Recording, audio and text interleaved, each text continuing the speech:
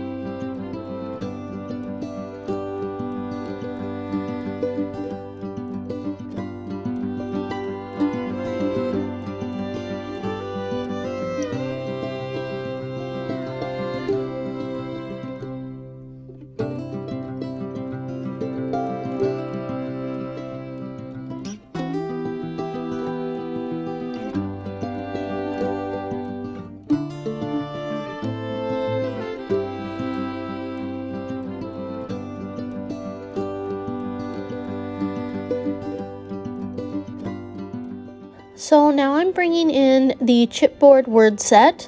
I'm looking for a good title. I'm either going to go with Wander or Explore or both. And then I'm also pulling out some of the little word phrases. And I'm just picking ones that are appropriate and also that have the colors that I'm using, which is more greens and browns than any of the blues. So I take the blue stuff away. And then I'm just going to keep the ones out that I think that I might use. So you can see that here in a bit. I'm just going through everything, making sure that I get what I need, or what I want at least. Now I'm gonna go and play with where I'm gonna put Explore, and I really wanted this right here to work, but it didn't work anywhere, so I wind up not using that on my layout. And then, yep, I'm gonna put a couple of little pieces over there. I'm gonna put some down there where I said my clusters were going to go, and over to the right as well. And I moved those hearts over to the side for right now because I'm going to build up my clusters first and then add my hearts pretty much last on here. So here come the general elements. What I do with my general elements is I just take them all out of the laser cut images. Anyway, I don't know what I'm trying to say here, but I take them out and I put them all in piles of like things, and then I choose what I want to go onto my layout. And I'm not going to show you all of this that I do. I just wanted to show you a little bit of how I do it. And now I'm going to go ahead and play around with these to see where I want everything to go.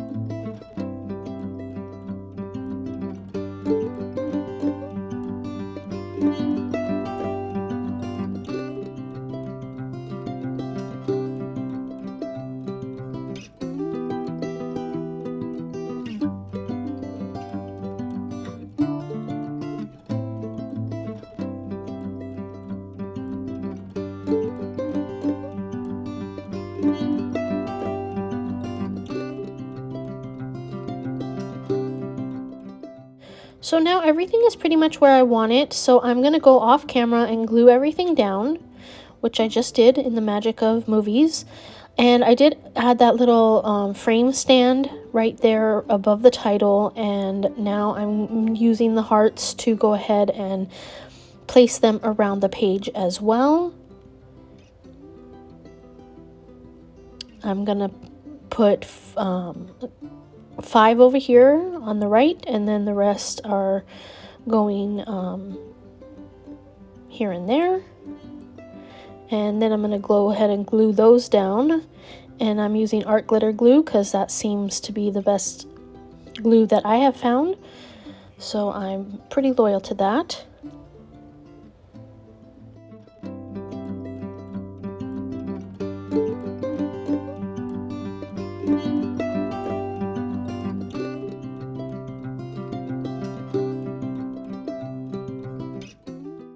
Now I'm going to add this little bow here, and I'm going to pop it up on some foam and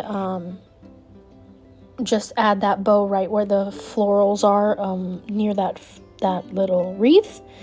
And that I thought that just was perfect right there. And then I'm going to bring in some of these little mushrooms to put inside my frame. And again, I'm just going to glue that down with my glue. They're so delicate. I don't even know how the machines can cut them. They're just so delicate. Now I'm going to bring in some butterflies. They're so pretty and so cute, so I have to also include some of those in my clusters here. So again, those are from the general elements. and I just bend up the wings and glue down the body. There we go. And in the meantime, I cleaned up my workspace, and I'm going to go ahead and add some splatters to this final layout. I go ahead and cover my picture so I don't add any splatters to that. And I'm just using some sprays from my stash to do that. One is white, one is like a greige color, a grayish beige, and then one is brown. So that's going to be it for my video. I want to remind you to go ahead and follow or subscribe to 49 and Market. And if you like this video, give it a thumbs up, and again, subscribe. Hit the bell if you want to be notified if there's new videos. And I'm going to leave you with some close-ups. And of course, down in the description, I have all of the information for the products and where you can find it online. And that's it. So I hope you did enjoy this video. Thank you so much for watching. Until next time.